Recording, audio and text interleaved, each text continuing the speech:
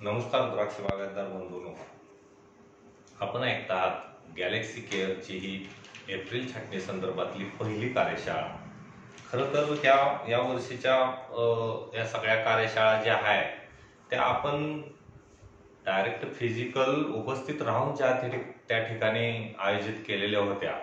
परंतु ह्या कोरोनाच्या वाढत्या प्रेशरमुळं आणि ह्या गव्हर्नमेंटच्या काही बंधनामुळं आपल्याला त्या सगळ्या डेट कॅन्सल कराव्या लागल्या आणि मग त्याच्या कारणामुळंच आपण ह्या सगळ्या ज्या कार्यशाळा आहेत आपल्या गॅलेक्सीच्या एप्रिल छाटणी संदर्भातल्या ह्या आपण फेसबुक लाईव्हच्या माध्यमातून सुरू ठेवण्याचा विचार केला आणि जास्तीत जास्त कार्यशाळा आपण ह्या फेसबुक लाईव्हच्या माध्यमातून घेऊन आपल्या सर्व सभासद बंधूंपर्यंत त्या वेळोवेळी पोहोचवण्याचा आम्ही प्रयत्न करणार आहे. याच्यामध्ये महिन्याला 4 ते 5 फेसबुक लाईव्हच्या कार्यशाळा आणि टोटल पूर्ण खोलला जाऊन ह्या अन्नद्रव्य व्यवस्थापन, त्यानंतर काळी नियोजन, मॅनेजमेंट, वॉटर मॅनेजमेंट ह्या सगळ्या विषयी आपण डिस्कशन करणार आहे. याच्यामध्ये द्राक्ष पीक पोषण, पीक संरक्षण, घड निर्मिती, काडीचं वळण या सर्वाविषयी आपण यामध्ये चर्चा करणार आहे. तर चला आपण सुरू करूया ही आपली गॅलेक्सी केअरची पहिली कार्यशाळा.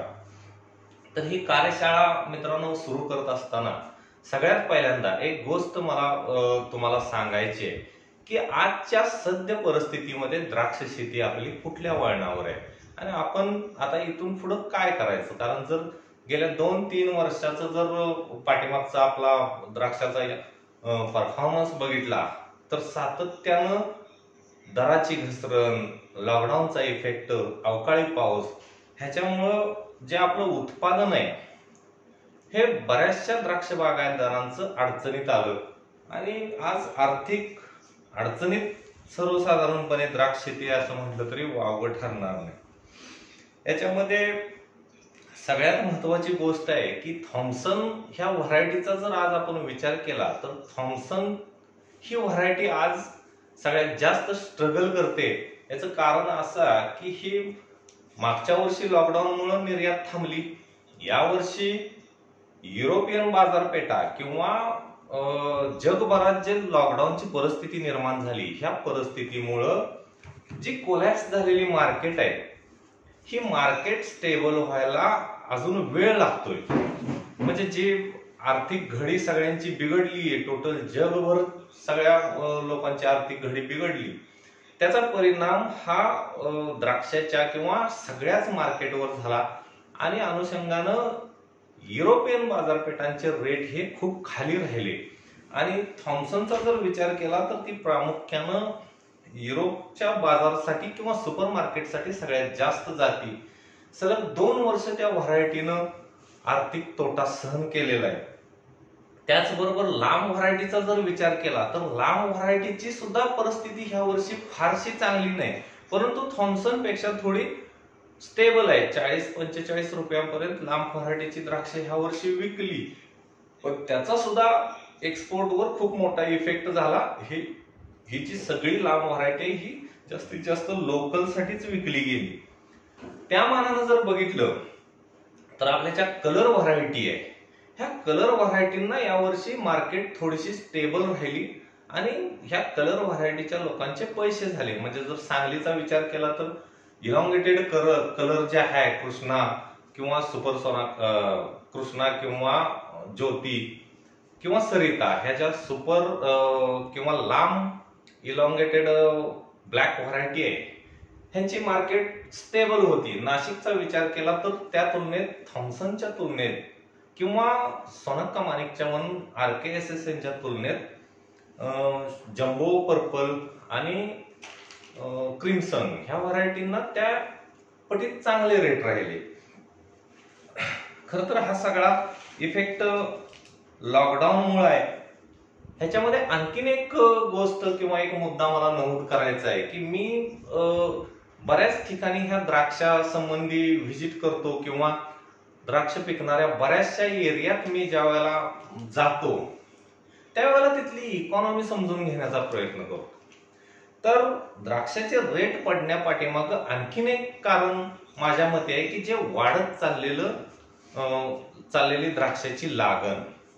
आता याच्यामध्ये असं आहे की दोन वेगवेगळे एरिया याच्यामध्ये तयार झालेले आहे. पहिला तर एक एरिया आहे की जो पिढ्यानपिढ्या द्राक्ष शेती पिकवत आलेला, जसा नाशिकचा काय भाग आहे, सांगलीचा पश्चिमेकडचा भाग आहे, ह्याच्यामध्ये आपल्या 2-2 पिढ्या द्राक्षामध्ये गेल्या आणि याचं परिणाम असं झालं की त्या एरियामध्ये कॉम्पॅक्ट द्राक्ष शेती झाली. तिथल्या जमिनीमध्ये कॉम्प्लिकेशन आले, पाण्यामध्ये कॉम्प्लिकेशन आले, मजुरीचे रेट वाढले, रोगांचं प्रेशर वाढलं, इनाकुलम वाढले. त्यामुळं प्रोडक्शन कॉस्ट हा अनुषंगानं वाढला. त्याच्या तुलनेत जर नवीन एरियाचा आपण विचार केला, हा नवीन एरिया पूर्ण विखुरलेला आहे, कॉम्पॅक्शन बिलकुल नाही, सर्व द्राक्ष बागा सुट्ट्या सुट्ट्या आहे. म्हणजे जसं की जालना, बार्शी, उस्मानाबाद, लातूर, खिल्लारी हा जो एरिया आहे किंवा नगरचा काय पट्टा, या एरियाचा जर विचार केला तर याच्यामध्ये ह्युमिडिटी कमी आहे, कॉम्पॅक्शन कमी आहे, इनाकुलम कमी आहे, रोगाचे प्रेशर खूप कमी आहे. म्हणजे अक्षरशः काय काय एरिया तर मी असा बघितला की तिथल्या लोकांना दावणी भुरी कशी असती आणि कसा येतो हेही माहित नाही. अनुषंगानं त्यांचा प्रोडक्शन कॉस्ट खूप खाली आली. जमीन उघडची नाही, पाणी रेन वॉटर हार्वेस्टिंग आहे, त्यामुळे जे फर्टिगेशन आज ते देणार आहेत किंवा देत आहेत त्याचं जास्तीत जास्त ऍब्सॉर्प्शन होतं. त्यामुळे त्यांचा प्रोडक्शन कॉस्ट खूप खाली राहतो. आणि अशा ठिकाणी सनलाईट प्रॉपर मिळते. जर नाशिक आणि सांगलीचा विचार केला तर ह्या वर्षी सगळ्यात कमी सनलाईट मिळाली, त्यामुळे टनेज, ॲव्हरेज, शुगर ह्याला खूप मोठे प्रॉब्लेम राहिले. अगदी सीझन 75% संपला तरी शुगरचा प्रॉब्लेम राहिला, हा फक्त सनलाईटमुळे. तर ह्या पट्ट्याचा नवीन वाढणारा जर विचार केला तर ह्यांना प्रॉपर सनलाईट मिळत होती, प्रोडक्शन कॉस्ट खाली होता आणि एकरी टनेज 16, 18, 20 टनापर्यंत होतं. या लोकांनी 40-35 रुपयांनी जरी द्राक्ष विकले तरी सुद्धा ह्यांचे 7-8 लाख रुपये एकरी झाले आणि त्या तुलनेत प्रोडक्शन कॉस्ट कमी होता. त्यामुळे ते शेतकरी आज फायद्यात आले. पण आपल्या जर एरियाचा विचार केला तर आपला प्रोडक्शन कॉस्ट खूप मोठा आणि एकरी उत्पन्न 4-5 लाखाचं. त्यामुळं आर्थिक नियोजन आपलं बिघडत चाललं. खर तर द्राक्ष बाग किती वाढणार आहे किंवा कुठं वाढणार आहे ह्याच्यावर आपलं कुठलंही निर्बंध नाही. पण मग आपल्याला ह्या सिस्टम मध्ये जर टिकून राहायचं आहे तर परिस्थिती अशी होती की ज्यावेळेला 35-32 रुपयांनी किलो द्राक्ष व्यापारी मागत होता त्यावेळेला आपण त्याला म्हणत होतो की तो थोडा तरी विचार करून ह्याचे रेट ठरव.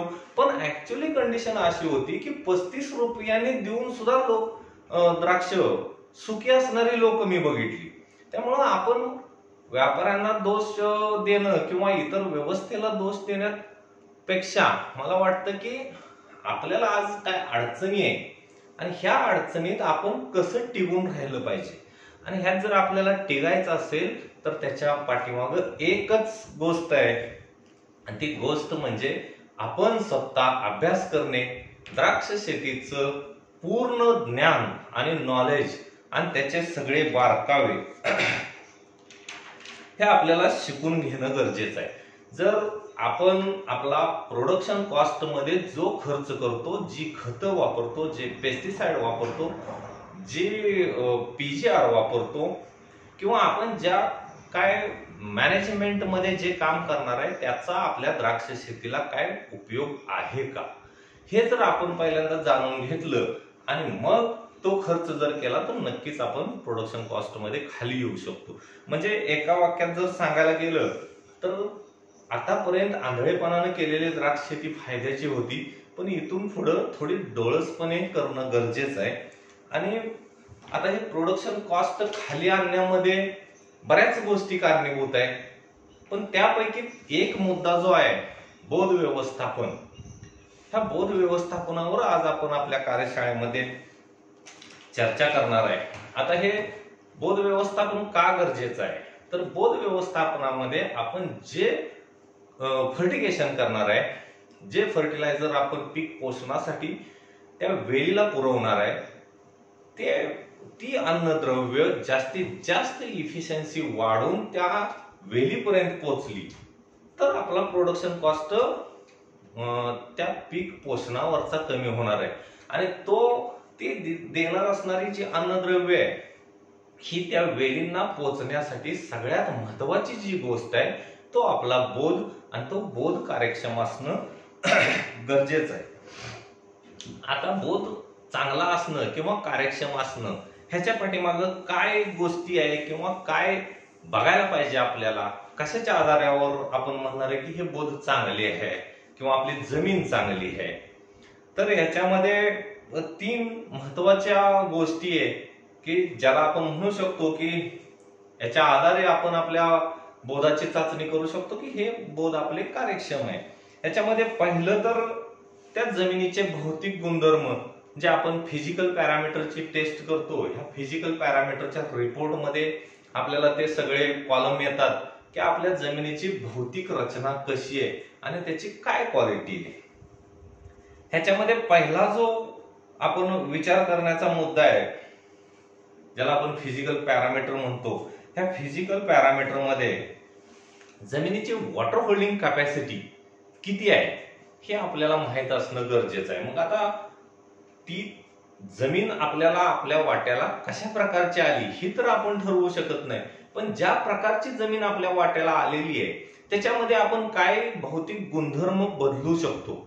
आणि याच्यामध्ये मग हलकी जमीन आहे, वाळूची जमीन आहे किंवा मुरमाची जमीन आहे किंवा खूप भारी जमीन आहे, तर या जमिनीनुसार याच्या वॉटर होल्डिंग कॅपॅसिटी ह्या नॅचरली बदलत असतात. पण जर आपल्या जमिनी हलक्या आहे आणि ह्याची वॉटर होल्डिंग कॅपॅसिटी 40% पेक्षा खूपच कमी आहे तर अशा जमिनीमध्ये आपण बोधामध्ये ऑर्गॅनिक मॅटर वाढवून त्याची वॉटर होल्डिंग कॅपॅसिटी ही थोडीफार वाढवू शकतो. दुसरी जी जमिनीचं भौतिक फिजिकल पॅरामीटरचं जे हे आहे त्याच्यामध्ये बल्क डेन्सिटी, ही बल्क डेन्सिटी काय आपल्याला नॅचरलीच मिळणार आहे, त्याच्यामध्ये आपण काय फारसा बदल करू शकत नाही. त्यानंतर आपली जमीन कुठल्या प्रकारची आहे, क्ले, लोम, सँडी, तर याच्यामध्ये सर्वसाधारणपणे क्ले पार्टिकल असणारी आणि 50% क्ले पार्टिकल पर्यंत असणारी जमीन ही चांगली उत्पादनक्षम असते, पण तेही आपण फारसं बदलू शकत नाही. आता त्याच्यामध्ये चौथा मुद्दा जो राहिला हा स्पोरॅसिटी, म्हणजे वापसा कंडिशन, आपली जमीन चिवड किंवा जाम न होणे आणि स्पोरॅसिटीची जी पर्सेंटेज आहे हे 50-60% पर्यंत राखणं, हा एक पॅरामीटर आपल्या हातात आहे की ज्याच्यामध्ये आपण चेंज करू शकतो. म्हणजे ह्या फिजिकल पॅरामीटर मध्ये 2 गोष्टींमध्ये आपण चेंज करू शकतो की एक वॉटर होल्डिंग कॅपॅसिटी वाढवणे आणि दुसरं जे आहे ते जमिनीची स्पोरॅसिटी वाढवणे. हा आपल्या जमिनीच्या आरोग्याच्या दृष्टीने हे 2 मुद्दे खूप महत्वाचे आहेत की जे आपल्याला आपण याच्यामध्ये थोडीफार बदल करू शकतो किंवा मॉडिफिकेशन करू शकतो. त्याच्यानंतर जमिनीचा जो गुणधर्म आहे तो जमिनीचा रासायनिक गुणधर्म, त्याला आपण केमिकल प्रॉपर्टी असं म्हणतो, जमिनीची केमिकल प्रॉपर्टी. आता पहिली झाली फिजिकल प्रॉपर्टी, त्याच्यानंतर आपल्या जमिनीची केमिकल प्रॉपर्टी. हा जो पॅरामीटर आहे जमिनीची केमिकल प्रॉपर्टी, ह्याच्यामध्ये खूप मोठी ढवळाढवळ मात्र आपण करतो आणि केलेली आहे. आणि माझ्या तर मते ज्या जमिनी जाम झाल्या किंवा ज्या जमिनीची उत्पादन क्षमता खाली आली त्याच्यासाठी हा कॉलम सगळ्यात जास्त कारणीभूत आहे असं माझं मत आहे. ह्याच्यामध्ये पीएच, आता हा जो पीएच आहे हा पीएच एक तर कॅल्शियम कार्बोनेट किंवा चुनखडी आपल्या जमिनीत जर जास्त असेल तर हा नॅचरली पीएच थोडासा आपल्या जमिनीचा वाढतो. पण त्याच्या बरोबरच जर आपल्या त्या जमिनीत बायकार्बोनेट किंवा सोडियम आपल्या पाण्यातून येत असेल किंवा आपण जे इरिगेशन त्या जमिनीला देतो त्या इरिगेशनच्या पाण्याचा पीएच जर खूप जास्त असेल तर आपल्या जमिनीचा पीएच वाढू शकतो. आता पीएच वाढण्यामध्ये जर विचार केला तर सर्वसाधारणपणे 7.5 ते 7.9 पर्यंत असणाऱ्या पीएच मध्ये आपण अन्नद्रव्यांची उपलब्धता खूप चांगल्या पद्धतीने ठेवू शकतो, पण 7.9च्या पुढच्या पीएच ऍक्च्युअली जर बघितलं तर 7.9 पर्यंत सुद्धा अडचणी आपल्याला चालू होतात, पण त्या अडचणी आपण रिकव्हरी करू शकतो किंवा आपण जे फर्टिगेशन देणार आहे त्याची इफिशियन्सी वाढवू शकतो. पण जर हा पीएच 8च्या पुढे चालला असेल तर ह्याची अन्नद्रव्यांची उपलब्धता खूप पर्सेंट मध्ये खाली खाली येते. आणि हे खाली येण्याचं जर पर्सेंटेज आपण बघितलं तर 7.8 नंतर डायरेक्ट आपल्या अन्नद्रव्यांची उपलब्धता ही 50 ते 60% खाली येते. आणि 8.5 पीएच जर आपल्या जमिनीचा असेल तर ही जमिनीतल्या अन्नद्रव्यांची उपलब्धता 20 ते 30% फक्त आपल्याकडं शिल्लक राहते. तर हा पीएच आणि आपल्या अन्नद्रव्यांची उपलब्धता हा खूप मोठा विषय आहे. जर पीएच आपल्या जमिनीचा वाढत चाललाय तर एकंदरीतच आपल्या उत्पादन खर्चामध्ये तेवढ्या टक्क्यामध्ये वाढ होत जाणार आहे, कारण पीक पोषणासाठी तेवढे न्यूट्रिशन आपण एक्स्ट्रा त्या पिकाला पुरवायचा प्रयत्न करतो. दुसरी गोष्ट याच्यामधलं जे आहे ईसी किंवा कॅटायन एक्सचेंज कॅपॅसिटी, हे दोन्ही पॅरामीटर जवळजवळ एकमेकावर डिपेंड आहे. कारण सोडियम, पोटॅश, मॅग्नेशियम, कॅल्शियम आणि अल्युमिनियम ह्या 5 अन्नद्रव्यामुळे आपल्या जमिनीची कॅटायन एक्सचेंज कॅपॅसिटी ही ठरत असते. आणि ह्याच 5 अन्नद्रव्यामुळे सुद्धा आपल्या जमिनीचा ईसी हा बदलत असतो. तर ह्या 5 अन्नद्रव्यामध्ये हे कॅटायन एक्सचेंज कॅपॅसिटी जी आहे ते ठराविक लिमिट पर्यंत असणं खूप चांगलं आहे. पण तो जर लिमिटच्या पुढे चालली तर याच्यामध्ये मग ह्या अन्नद्रव्यांचं आपल्या जमिनीतलं डिपॉझिशन हा वाढत चाललं असं म्हणायला पाहिजे. कारण कुठल्याही अन्नद्रव्याची ठराविक लिमिट सॉइल मधली ही योग्य आहे. त्या लिमिटच्या पुढे जरी ते चाललं तर ते त्या जमिनीसाठी विष आहे. म्हणजे पोटॅश, कॅल्शियम, मॅग्नेशियम हे जसं जमिनीसाठी चांगलं आहे तसं त्याची लिमिट जर त्यांनी क्रॉस केली तर ते घातक देखील आहे. आता मी खूप सारे द्राक्षाचे सॉइलचे रिपोर्ट बघितले तर जवळजवळ 99.9% रिपोर्ट मध्ये जो आपण दिलेला पोटॅश, कॅल्शियम, मॅग्नेशियम आहे ह्याचा रेशो 1000 पीपीएम पासून 7 ते 8000 पीपीएम पर्यंत, काय ठिकाणी तर 13,000 पीपीएम पर्यंत मॅग्नेशियम आणि 1000 ते 2000 पीपीएम पर्यंत पोटॅश बघायला मिळाला मला रिपोर्ट मध्ये. म्हणजे ह्याचा अर्थ आपण प्रमाणापेक्षा, गरजेपेक्षा खूप जास्त वापर पोटॅशचा, मॅग्नेशियमचा आपल्या सॉइल मध्ये केलेला आहे. आणि ते पोटॅश, कॅल्शियम एवढ्या लेवल पर्यंत गेलेलं ते आता आपले प्लांट सहजासहजी घेऊ शकत नाही. आता हे आपली वेल कशी अन्नद्रव्य घेती, कुठल्या स्वरूपात घेती, त्याचा जमिनीतला डोस काय असावा, त्याचं जमिनीतलं डिपॉझिशन किती असावं, ते कुठल्या प्रकाराने घेती, ते क्ले पार्टिकल वरून कसं शोषण केलं जातं, रूट झोन कसा ऍब्सॉर्प्शन करतो न्यूट्रिशनचा, याविषयी आपल्या पुढच्या कार्यशाळा डिटेल्स मध्ये ह्याच्याबद्दल मार्गदर्शन होणार आहे. पण आज आपण विचार करतोय की आपल्या जमिनीचं आरोग्य चांगलं म्हणजे कसं आणि ते कसं आपण बघितलं पाहिजे किंवा ते बघायचे पॅरामीटर काय आहे त्याच्याविषयी आज आपण बोलतोय.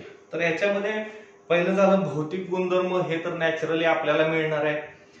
केमिकल प्रॉपर्टी ज्या आहे आपल्या सॉइलच्या ह्याच्यामध्ये आपण खूप मोठी ढवळाढवळ केली. आता ह्या केमिकल प्रॉपर्टीचा जर विचार केला तर याच्यामध्ये pH, EC, cation exchange capacity, त्यानंतर sodium chloride, bicarbonate, magnesium, calcium, potash ह्या अन्नद्रव्यांचा नको तेवढा वापर आपण करून मग आपण आपल्या जमिनीचं आरोग्य पूर्ण बिघडलं आणि ते बेड खूप कॉम्पॅक्ट झाले किंवा त्यांचे अन्नद्रव्यांचे परस्पर संबंध बिघडले आणि मग ती जमीन कोणतंही अन्नद्रव्य घेण्याच्या लायक राहिली नाही. याच्यासाठी पूर्णपणे आपणच कारणीभूत आहे असं मला वाटतं. त्याच्यानंतर चांगली जमीन आणि चांगला बोध असण्याचं आणखीन एक पॅरामीटर आहे की त्या जमिनीचे जैविक गुणधर्म, म्हणजे पहिला झाला फिजिकल प्रॉपर्टी, दुसरी केमिकल प्रॉपर्टी आणि तिसरी बायोलॉजिकल प्रॉपर्टी. बायोलॉजिकल प्रॉपर्टी मध्ये आपल्या जमिनीचे जैविक गुणधर्म तपासण्यामध्ये दोन गोष्टी आहे की एक तर पहिलं ऑर्गॅनिक मॅटर, ऑर्गॅनिक कार्बन. हा ऑर्गॅनिक मॅटर आपल्या जमिनीत किती आहे, ऑर्गॅनिक कार्बन आपल्या जमिनीत किती आहे, हा सर्वसाधारणपणे 1% तर पुढे असायला पाहिजे. ऑर्गॅनिक मॅटर हा 1.5% पुढे असायला पाहिजे. कारण ज्या वेळेला ऑर्गॅनिक मॅटर हा 1-1.5% आपण मेंटेन करू त्यावेळेला त्याच्या 60% आपल्या जमिनीमध्ये ऑर्गॅनिक कार्बनची उपलब्धता असते. म्हणजे जर 1% ऑर्गॅनिक मॅटर आपल्या सॉइलमध्ये उपलब्ध असेल तर 0.6% ऑर्गॅनिक कार्बन आपल्या सॉइलमध्ये येतो. आणि आपल्या जर ह्या जमिनी बघितल्या तर ह्या जमिनींची कॅपॅसिटी ही किमान 1%च्या जवळ पाहिजे. त्याच्या पुढे नेणं तर आपल्याला इकॉनॉमिकली आज परवडणार नाही, पण किमान 1%च्या जवळ तरी ऑर्गॅनिक मॅटर आपल्या सॉइलमध्ये पाहिजे. त्याचबरोबर जो आपला बोध आहे ह्या बोधामध्ये उपयोगी बॅक्टेरियांचा बॅक्टेरियल काउंट चांगला असला पाहिजे. ह्याला आपण जमीन सजीव म्हणतो किंवा दुसऱ्या भाषेत त्याला आपण जमीन सुपीक म्हणतो. तर हे बॅक्टेरियल काउंट किंवा त्या जमिनीचा पीएच आणि ऑर्गॅनिक कार्बन ह्या तीन गोष्टी ह्या एकमेकावर डिपेंड आहे. आणि ह्याच्यामधलं सगळ्यात महत्वाचा जो घटक आहे तो ऑर्गॅनिक मॅटर आहे. आपण ऑर्गॅनिक मॅटर आपल्या जमिनीला प्रोव्हाइड केला तर ऑटोमॅटिकली ऑर्गॅनिक कार्बन वाढणार आहे, जीवाणूंची संख्या वाढणार आहे, बॅक्टेरियल काउंट वाढणार आहे. आणि ह्या दोन गोष्टी घडल्या की नॅचरली आपल्या सॉइलचा पीएच हा कंट्रोल मध्ये राहणार आहे. म्हणजे हे जैविक गुणधर्म पण आपल्या जमिनीसाठी खूप महत्वाचे आहे. आता हे आपल्या जमिनीची उत्पादकता ही ह्या दोन गोष्टीवर खूप मोठ्या प्रमाणात बदलू शकते. एक जमिनीची केमिकल प्रॉपर्टी ॲक्युरेट पाहिजे आपल्याला, जशी जमीन द्राक्षासाठी जमीन पाहिजे त्या पद्धतीची. आता ती कशी ठेवायची आणि ती कशी असावी ह्याच्याविषयी आपलं पुढचं जे वेबिनार राहणार आहे अन्नद्रव्य व्यवस्थापन, त्याच्यामध्ये आपण खूप डिटेल्स मध्ये प्रत्येक न्यूट्रिशनवर बोलणार आहे. त्यांची जमिनीतली प्रॉपर्टी काय पाहिजे आणि त्याचं व्हॉल्यूम काय पाहिजे. तर सगळ्यात पहिली गोष्ट की बोध व्यवस्थापन आणि आपली जमीन आणि ह्या जमिनीची प्रॉपर्टी ह्याच्यावर आपली उत्पादकता अवलंबून आहे. आणि ह्या उत्पादकतेशी निगडीत आपला प्रोडक्शन कॉस्ट बी अवलंबून आहे. म्हणजे जर आपल्याला ह्या वर्षीचं टोटल प्लॅनिंग करायचं आहे की आमची उत्पादन क्षमता वाढवायची आहे आणि प्रोडक्शन कॉस्ट हा कंट्रोल मध्ये ठेवायचा आहे, तर त्याची सुरुवात ह्या पहिल्या मुद्द्यापासूनच होणार आहे, बोध व्यवस्थापन. आता हे बोध व्यवस्थापन करत असताना याच्यामध्ये खूप वेगळ्या पद्धती आहे बोध व्यवस्थापन करण्याच्या. आणि ह्या वेगळ्या पद्धती ह्या आपण कुठली पद्धत आपल्या जमिनीला वापरू शकतो किंवा कुठल्या पद्धतीची आपल्या जमिनीला गरज आहे. आणि त्याच्या पुढची महत्वाची गोष्ट आहे की बोध व्यवस्थापन करणं आपल्या जमिनीला गरजेचं आहे का, हे कशाच्या आधारावर ठरवायचं. म्हणजे आजच्या ह्या कार्यशाळेमधून आपण एक महत्वाची गोष्ट शिकणार आहे की कोणत्या प्रकारच्या जमिनीला कशा प्रकारे बोध व्यवस्थापन केलं पाहिजे आणि त्याचं त्या आपल्या बोधाची कार्यक्षमता वाढवली पाहिजे. आता हे बोध व्यवस्थापन करत असताना याच्यामध्ये एक सगळ्यात महत्वाचा मुद्दा आहे की ते बोध व्यवस्थापन वर्षामध्ये आपण कधी करू शकतो. तर ह्या सगळ्या टोटल 365 दिवसाच्या आपल्या द्राक्षाच्या सीझनचा जर विचार केला तर ह्याच्यामध्ये आपला पूर्वीचा माल हार्वेस्ट झाल्यापासून एप्रिल छाटणी करेपर्यंत हा जो मधला वेळ आहे जो का आपल्याकडे असतो तो काय अर्ली बागायतदारांच्या जवळ 1 महिन्याचा असतो, काही जणांच्याकडे 15 दिवसाचा, काही जणांच्याकडे 8 दिवसाचा. तर हा जो मधला वेळ आहे ह्याच्यामध्ये आपण हे बोध व्यवस्थापन करायचं आहे. बाकी वर्षभरात आपल्याला पुन्हा चान्स मिळत नाही ही गोष्ट करण्यासाठी. तर सर्वसाधारणपणे पहिला सीझनचा माल हार्वेस्ट झाल्यापासून पुढची ऑक्टोबर छाटणी आपण घेईपर्यंत आपण आपल्या जमिनीचं बोध व्यवस्थापन करू शकतो। आता ह्याच्यासाठी आपल्याला काय बघायला पाहिजे किंवा कधी ठरवायचं आपण आपल्या जमिनीचा आता बोध व्यवस्थित केले पाहिजेत, तर पहिलं एक जे व्हिज्युअल पॅरामीटर आहे, हे व्हिज्युअल पॅरामीटर म्हणजे आपले बोध खूप कडक झाले, खूप जाम झाले किंवा आपल्या जमिनीत किंवा येणाऱ्या पाण्यातून सोडियमची लेवल ही 800, 900, 1000, 1500 ppm पर्यंत आहे। एवढं जर 1000, 800, 900 ppm सोडियम आपल्या पाण्यातून येत असेल तर नॅचरली आपले बेड हे 2, 3, 4 वर्षात पूर्ण कॉम्पॅक्ट होणार आहे, पूर्ण कडक होणार आहे। जर आपल्या जमिनीला सेंद्रिय पदार्थ कमी असतील, आपण शेणखताचा, काडीकचऱ्याचा वापर जर कमी प्रमाणात केला असेल तर आपले बेड खूप मोठ्या प्रमाणात कॉम्पॅक्ट होतील। किंवा मग ह्या शेणखत किंवा सेंद्रिय खताचा वापर न करता तो सगळा वापर आपण रासायनिक खताकडे वळवला आणि रासायनिक खतांचा खूप जास्त बडीमार जर आपण केला असेल तर 100% आपले बोध हे कॉम्पॅक्ट झालेले असतील।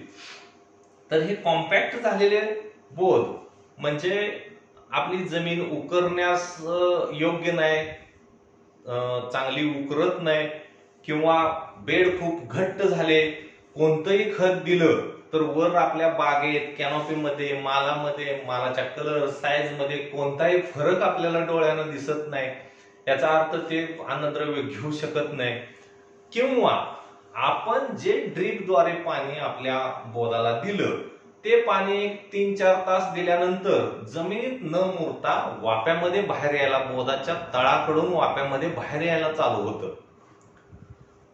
हे वाफ्यामध्ये जे पाणी यायला चालू होतं, हे जे येणारं पाणी आहे ह्याचा सरळ सरळ अर्थ असा असतो की आपली जमीन ही पूर्ण कॉम्पॅक्ट झाली, त्याच्या जमिनीच्या ज्या मातीमधल्या कॅपिलरी आहे त्या पूर्ण मुजल्या, आपल्या सगळ्या जमिनीचा एक दगड तयार झाला आणि ह्या दगडावर टाकलेलं पाणी हे त्याच्यामध्ये न मुरता त्याला बाहेरून पास होतं। म्हणजे जर आपल्या बेडवर सोडलेलं पाणी जर वाफ्यात मध्ये बाहेर येत असेल तर 100% आपला बेड हा कॉम्पॅक्ट झालेला आहे। त्याच्यानंतर आणखीन एक गोष्ट आहे आपली जमीन जाम झालेली ओळखायची।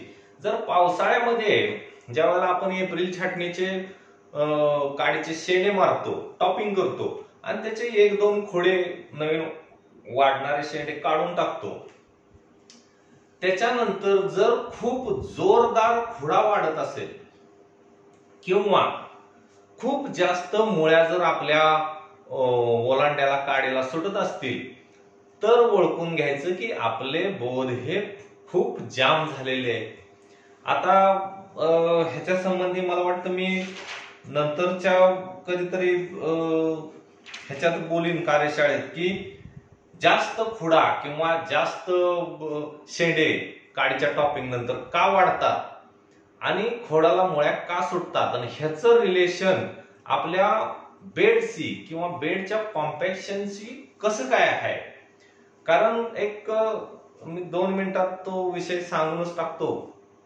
काय असतं, ज्या वेळेला आपण काडीचा शेंडा टॉप करतो, टॉप केल्यानंतर ते पान कार्बोहायड्रेट बनवायला चालू करतं आणि हे बनवलेले कार्बोहायड्रेट स्टार्चच्या स्वरूपात नवीन वाढणाऱ्या मुळीमध्ये साठवले जातात। आता हे जर तसं बघितलं तर ह्या नवीन वाढणाऱ्या मुळ्या म्हणजे आपल्या एप्रिल सीझन मधल्या 90 दिवसाचं कार्बोहायड्रेट स्टार्च मध्ये कन्वर्ट करून स्टोअर करायचं एक स्टोरेज आहे। आता विचार करा, जर आपला बेडच एवढा कॉम्पॅक्ट आहे दगडागत की त्याच्यामध्ये मुळी वाढायला जागाच नाही, आता मुळी कशी वाढती, जमिनीमध्ये कशा पोकळ्या असतात, त्या पोकळीमध्ये कसं अन्नद्रव्य वाहतं, कसं मुळी वाढती, याच्याविषयी आपण पुन्हा एखाद्या लेक्चरमध्ये मोकळेपणानं किंवा पूर्ण डिटेल्स मध्ये बोलू। पण मग जर जमिनीमध्ये मुळी वाढायला जागा नाही, पानाने तयार केलेली स्टोरेज साठवायला जर जमिनीमध्ये मुळी वाढत नाही तर हे स्टोरेज नवीन वाढणाऱ्या शेंड्याच्या रूपाने बाहेर पडणार आहे, किंवा झाड कृत्रिमरित्या तात्पुरत्या स्वरूपाचं खोडावर मुळ्या सोडून कोठार तयार करण्याचा प्रयत्न करतं. आणि जर तुम्ही बघितलं तर हे थोडं कॉम्पॅक्शन निघून गेलं, नवीन खोडा वाढायला लागला, किंवा जमीन थोडीशी पाण्यानं साठलेली मोकळी झाली की ऑटोमॅटिकली ह्या खोडावर आलेल्या मुळ्या वाळून जातात आणि त्यातलं जे स्टार्च आहे हे काढून घेतलं जातं. एकतर ते काढून घेऊन जर जमिनीमध्ये ती परिस्थिती निर्माण झाली तर ते मुळीमध्ये साठवलं जातं, किंवा मग नवीन वाढणाऱ्या शेंड्यातून ते खर्च करून टाकलं जातं. पण ह्या दोन्ही गोष्टी आपल्याला फायद्याच्या नाही. नवीन वाढणाऱ्या खोड्यामधून वाया जाऊन त्याचा फारसा उपयोग नाही. तर हे एप्रिल सीझन मधलं तयार झालेलं जे अन्न आहे, जे स्टोरेज आहे, जे स्टार्च आहे, हे स्टार्च पावसाळ्यामध्ये जून, जुलै, ऑगस्ट, सप्टेंबर ह्या 3 महिन्यामध्ये आपल्या बोधात मुळीच्या स्वरूपात साठलं पाहिजे, आणि तरच आपली उत्पादन क्षमता आणि आपलं टनेज ऑक्टोबर मधलं वाढणार आहे. कारण जर टोटल द्राक्षाचा जर अभ्यास केला तर याच्यामध्ये पहिले 50 दिवस ही आपली द्राक्ष वेल खूप मोठ्या प्रमाणात स्टोरेजच्या अन्नसाठ्यावर अवलंबून असते. ज्या वेळेला त्या वेलीची 100% पानं 20-25 दिवस वयाची होत नाही आणि ती पूर्ण क्षमतेनं कार्बोहायड्रेट बनवत नाही, तोपर्यंत त्या झाडाला खूप मोठ्या प्रमाणात रूट मध्ये साठलेलं जे स्टार्च आहे ते कार्बोहायड्रेटच्या स्वरूपात परत वापरावं लागतं. आणि मग जर आपण 130 दिवसाच्या सीझनचा आपला विचार केला तर ह्या 130 दिवसाच्या सीझन मध्ये पहिले 50 दिवस जर स्टोरेजचा वाटा असेल आणि राहिलेले 70 दिवस झाडाच्या पानाने काम करून जर आपल्याला 18-20 टनाचं उत्पन्न मिळणार असेल, आणि जर आपल्याकडे स्टोरेजच उपलब्ध नाही आणि जर पहिले 50 दिवस आपली वेल फारसं काय काम करणार नाही, तर डायरेक्ट आपलं उत्पन्न तेवढ्या हिशोबात खाली येणार आहे. त्यामुळं बोध व्यवस्थापन आपलं अन्नद्रव्य ऍक्टिव्ह राहण्यासाठी, अन्नद्रव्याचा प्रोडक्शन कॉस्ट खाली येण्यासाठी आणि एप्रिल कटिंग नंतर स्टोरेज मध्ये मुळ्यांचा साठा वाढण्यासाठी हे बोध व्यवस्थापन आपल्याला आपल्या द्राक्ष उत्पादनाच्या दृष्टीनं खूप आवश्यक आणि गरजेचं आहे. ठीक आहे, आता आपण ते बोध व्यवस्थापन कशा पद्धतीनं करायचं हे बघू. पहिली तर गोष्ट मी सांगितली की 4 प्रकारे आपण बोध व्यवस्थापन करणार आहे. एक पहिला जो प्रकार आहे, खूप जाम झालेल्या जमिनी, खूप हार्ड झालेल्या जमिनी, ज्या जमिनीच्या बोधामधून पाणी वाफ्यामध्ये येतं, वर कॅनॉपी वाढत नाही, पानांची साईज छोटी राहती, मण्याला साईज येत नाही, घडाला साईज येत नाही, आपण असा ज्या आपल्या भाषेत त्याला आपण असं म्हणतो की जाम झालेली बाग. ही अशी जर बाग असेल तर ह्या ठिकाणी आपण सर्वसाधारणपणे ट्रॅक्टरच्या नांगरीच्या साह्यानं बोध व्यवस्थापन करतो. तर ट्रॅक्टरच्या नांगरीचा जो फाळ आहे त्या फाळाच्या पद्धतीनं आपण त्याचे बोध मोकळे करून घ्यायचा आहे. तर हे जे ट्रॅक्टरच्या फाळानं आपण बोध मोकळे करणार आहे, तर त्याच्या संबंधीचा एक व्हिडिओ इथं आपल्याला दिसून येतो की ही असा आपला 22 किंवा 27 HP चा ट्रॅक्टर जो आपण औषध मारण्यासाठी वापरतो, त्याच ट्रॅक्टरला जे फन पुळव असतं त्या फन पुळवालाच हे नांगरी एक येते आणि ह्या नांगरीच्या साह्याने आपण तो बोध कट करून पूर्ण असा बाहेर काढला जातो. ह्याची जर खोली बघितली तर हे 7-8 इंचापर्यंत खोल जातं आणि ह्या पद्धतीनं आपण बोध फोडत असताना मात्र एक काळजी आपल्याला घ्यायची आहे की इथं हे जे दिसतं हे झाडापासून सर्वसाधारणपणे 5 इंच या बाजूला, 5 इंच ह्या बाजूला, म्हणजे 8-9 इंचाचा मधला पॅच जो आहे तो सोडून आपण हे बोध फोडायचे आहे.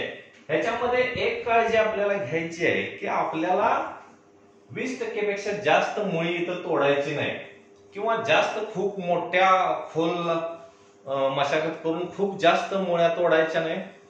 सर्वसाधारणपणे जर आपला ऍक्टिव्हेटेड रूट झोन बघितला तर हा रूट झोन हा वरच्या 3 इंचापासून ते 14, 15, 16 इंचापर्यंत खूप जास्त असतो.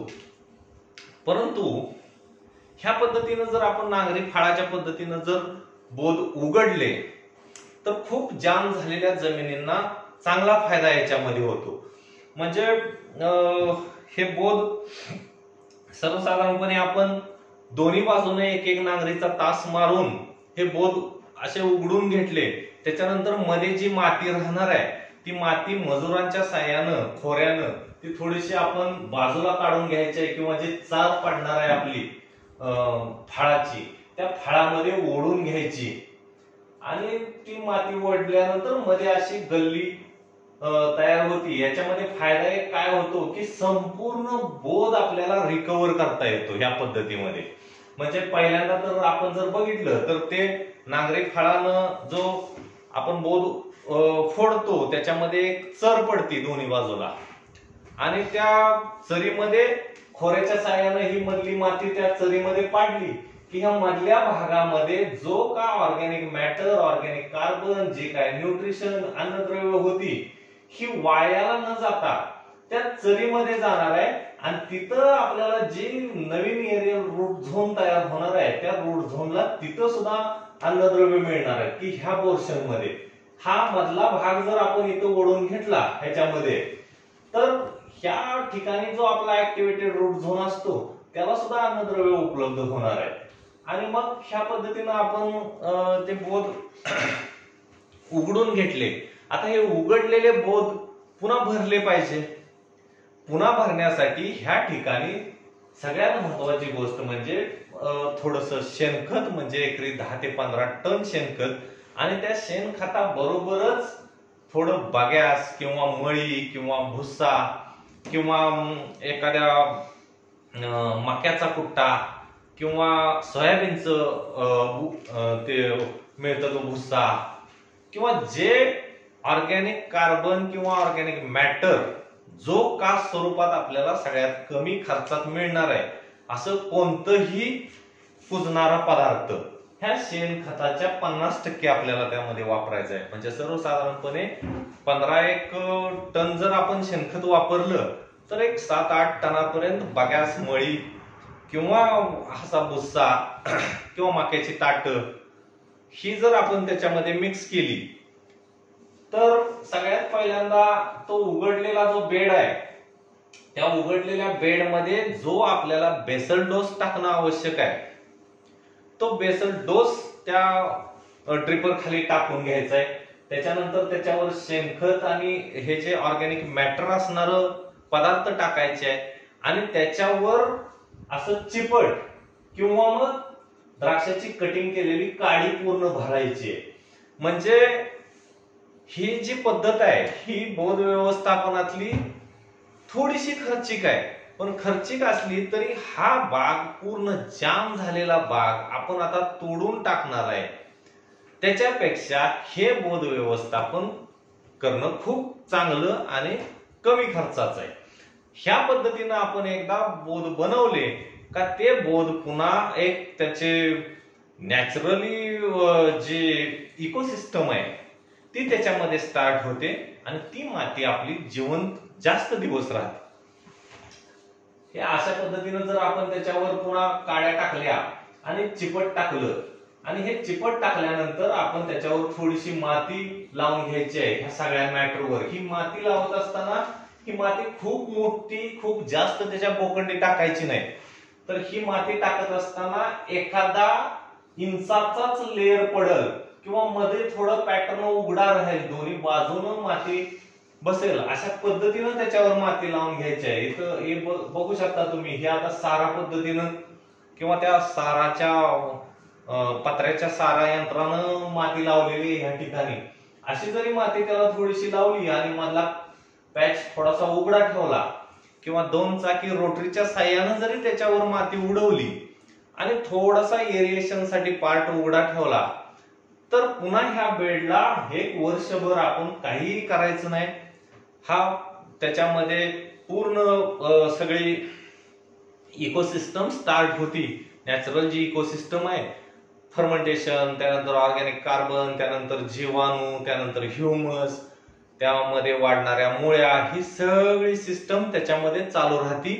आणि कितीही बिघडलेली जमीन किंवा कितीही जाम झालेल्या जमिनी ह्या सिस्टम 1-2 वर्षाची प्रॅक्टिस केल्यानंतर पूर्वपदावर येतात. ही खूप चांगली पद्धत आहे. फक्त ह्याच्यामध्ये एक अडचण अशी आहे की हे बोध उघडले, हे बोध जर आपण फोडले तर ते लगेच भरले पण पाहिजे. नाहीतर शेणखत घालायचं नाही, त्याच्यामध्ये पाचट घालायची नाही, ते झाकायचे नाही, फक्त बोध नांगरीनं फोडून टाकले आणि बाग छाटून दिला आणि पूर्ण सनलाइट एक्सपोज त्या रूटवर झाला, त्या फोडलेल्या जमिनीवर झाला, त्याच्यामध्ये जमिनीतला ओलावा निघून गेला, त्या रूट ड्राय पडल्या, मग मात्र आपली बाग त्या ठिकाणी अडचणीत येणार आहे. ह्या पद्धतीनं बोध उघडायचे तर ते बोध पुन्हा भरायची तयारी आपल्याला ठेवावी लागेल. आणि मी सांगितलेल्या प्रकारानुसार जे का आपल्याकडे मॅटर मिळेल तो मॅटर ह्याच्यामध्ये भरून ते बोध पुन्हा आपण लावून घ्यायचे. ही एक पहिली पद्धत झाली की बेड व्यवस्थापनातले खूप जाम झालेले बोध मोकळे करण्यासाठी.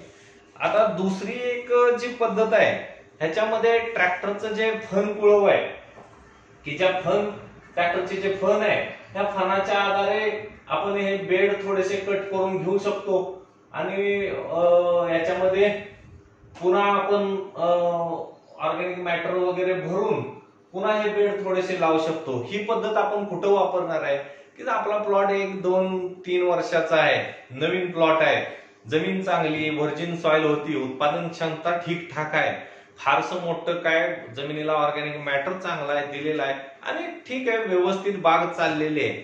अशा ठिकाणी आपण ह्या पद्धतीनं बोध व्यवस्थापन करायचं आहे. 8-10% इथला रूट थोडासा डिस्टर्ब केला जातो, नवीन रूट त्या ठिकाणी डेव्हलप होतो, थोडं जमीन मोकळी होती, जमिनीचं स्ट्रक्चर मोकळं होतं आणि पुन्हा याच्यामध्ये ऑर्गॅनिक मॅटर भरून पुन्हा आपण थोडीशी माती चढवून हा बेड म्हणजे जे ठीकठाक चाललेले प्लॉट आहे की ज्याच्यामध्ये खूप काय प्रॉब्लेम नाही अशा प्लॉटांसाठी ही पद्धत आपण वापरू शकतो.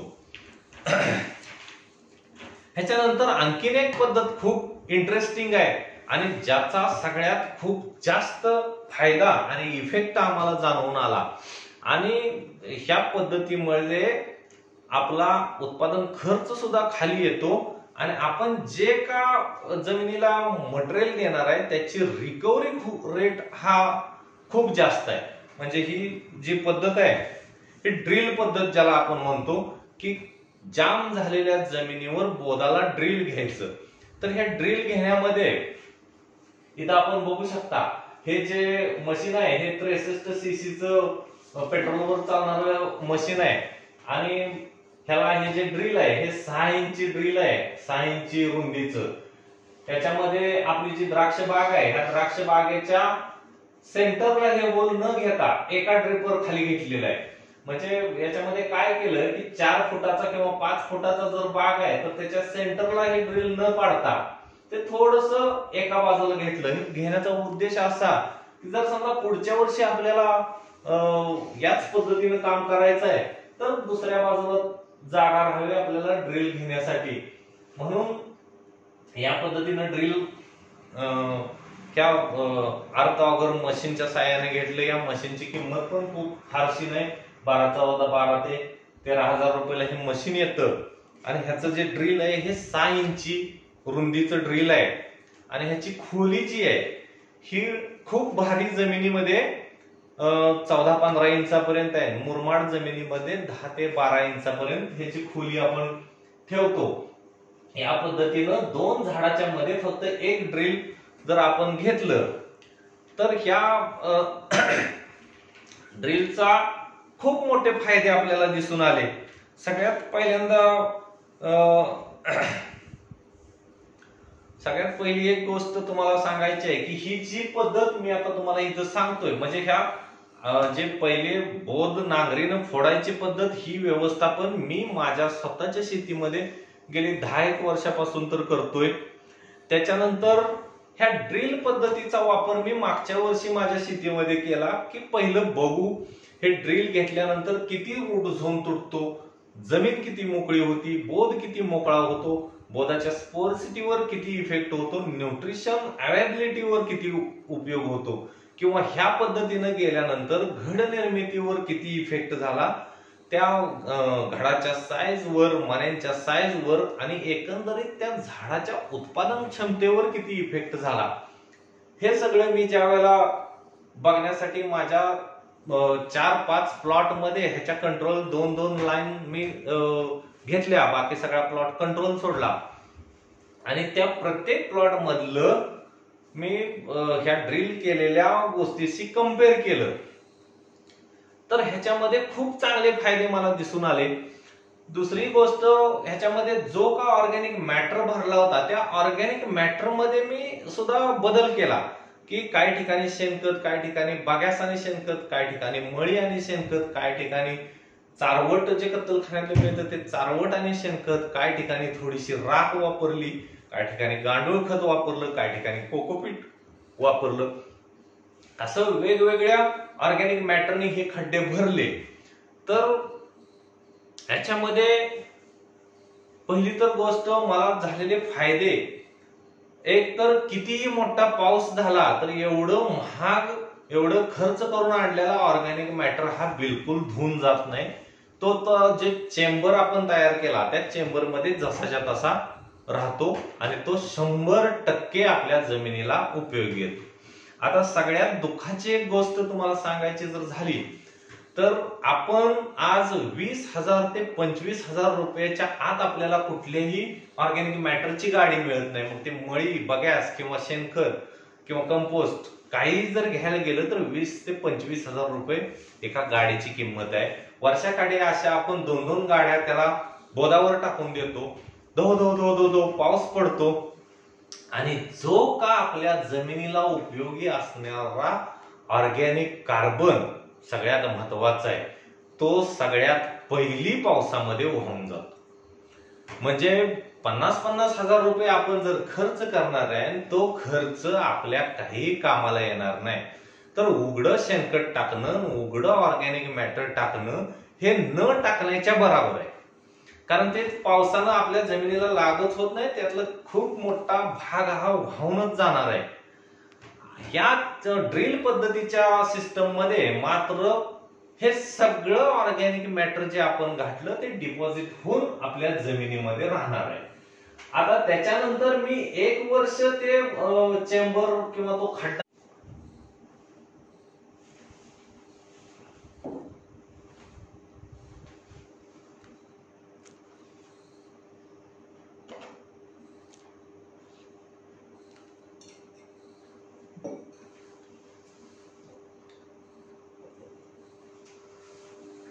थोडस नेटवर्क प्रॉब्लेम मुळे मध्ये आपला थोडा व्हिडिओ डिस्कनेक्ट झाला. तर ह्याची ड्रिल पद्धतीच्या बोध व्यवस्थापनाबद्दल जे मी बोलत होतो त्याच्यामध्ये मी 1 वर्षानंतर ज्या वेळेला हे भरलेलं ड्रिल उकरलं किंवा त्यातलं सगळा मॅटर हाताने पुन्हा बाहेर काढला, तो बाहेर काढत असताना त्याच्यामध्ये जे रूट आणि जे मुळ्यांचं जाळं मला दिसलं हे खूप म्हणजे आश्चर्य करण्यासारखं होतं. पूर्ण तो चेंबर होता तो त्या मुळ्यांनी भरून गेलेला होता. आणि याच्यामध्ये मग एक गोष्ट माझ्या लक्षात आली की अन्नद्रव्यांची इफिशियन्सी किंवा अन्नद्रव्यांची उपलब्धता कशाच्या आधारावर जर आपण ठरवायची आहे आणि कसं आपलं झाड अन्नद्रव्य कॅच करू शकतं, तर याच्यामध्ये एक गोष्ट मला जाणवली की आपल्या मुळ्यांची जी जाळी आहे, समजा मुळ्यांची घनता किती दाट आहे त्याच्यावर अवलंबून आहे. एक इमॅजिन करू शकतो आपण, आपल्या ड्रिपर मधून एक ड्रॉप पाण्याचा पडला आणि त्या ड्रॉप मध्ये आपण दिलेली अन्नद्रव्य आहे आणि ती अन्नद्रव्य त्या जमिनीच्या कॅपिलरी मधून हळूहळू हळूहळू हळूहळू ही ग्रॅव्हिटीच्या नियमानुसार खाली खाली खाली खाली जमिनीत चाललेली आहे.